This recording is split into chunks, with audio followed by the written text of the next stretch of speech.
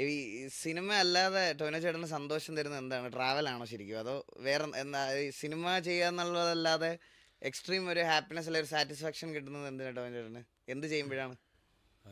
Cinema അഭിനയിക്കുമ്പോൾ, cinema കാണുമ്പോൾ ഭയങ്കര എൻ്റെ സന്തോഷം. ഏറ്റവും കൂടുതൽ ഞാൻ ചെയ്യുന്നതും സിനിമകൾ തന്നെയാണ്. ഒരു ദിവസം ഒരു സിനിമയെങ്കിലും നമ്മൾ കാണും. കാര്യം ഫ്രീ ടൈം ഉണ്ടെന്നുണ്ടെങ്കിൽ ഇപ്പോൾ ട്രാവൽ ചെയ്യുന്ന സമയത്ത് ഫ്ലൈറ്റിൽ ഇരുന്നിട്ടാണെങ്കിൽ പോലും, അല്ലെങ്കിൽ നമ്മൾ ഇപ്പോൾ ഒരു ലോങ് ജേർണി ഒക്കെ ഉണ്ടെങ്കിൽ ഞാൻ കാറിൽ ഇരുന്നിട്ടാണെങ്കിലും ചിലപ്പോൾ ഞാൻ ഒരു സിനിമയൊക്കെ കാണുമായിരിക്കും.